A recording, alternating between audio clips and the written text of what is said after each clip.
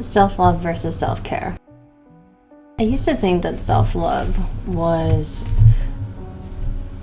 fizzy baths and treating myself to my favorite meal. And while these did help, I realized that that was better explained as self-care, which is a part of self-love.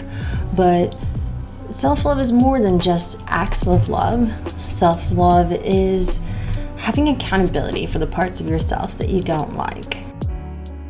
During the same time we spend caring for and dating ourselves, we also have an opportunity to work on learning to genuinely love ourselves. So what are some of the things we can do? One of the things that helped me initially was learning to forgive myself.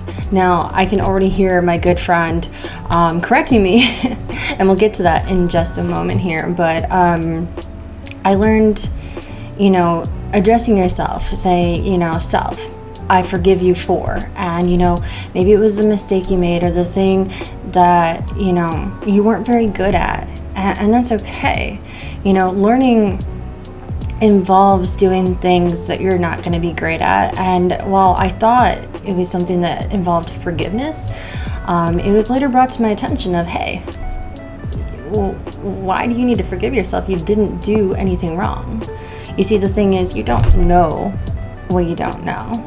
And rather than saying, I forgive myself, the word I was given, and this is where my good friend comes in, was compassion, and just simply, like I mentioned, you don't know what you don't know. So therefore, you didn't do anything wrong. And I think that's an important step in learning to love ourselves.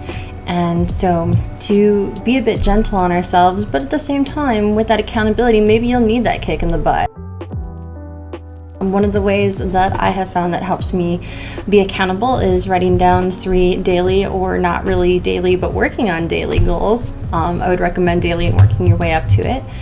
And the thing is, it's a way of tracking what it is you're working on, how far you've come, what are the areas that you still have yet to improve in, and just taking a little bit of ownership for yourself. So as you're learning to implement these goals, it requires discipline. It requires hard work. It's not going to be easy, and it's not going to be something that just changes overnight or changes with a fizzy bath. You actually have to unlearn old behaviors and learn new behaviors, and that takes time. So you're gonna make mistakes. I still make mistakes, but it's making that commitment and honing in that discipline. And as you continue on and you practice, it gets easier. It becomes second nature. And whatever that thing is that you're working on, when you look back on that list of goals, you'll find that you've grown. So keep practicing your self-care. But remember, self-love is also the hard work that you put into yourself. So you may say, hey, where do I get the time for that?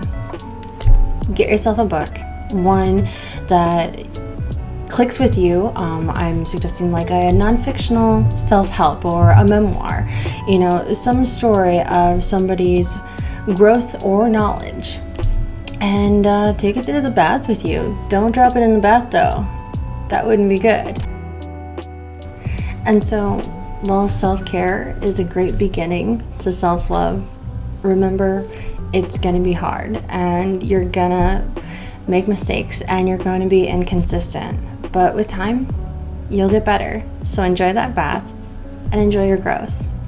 I believe in you.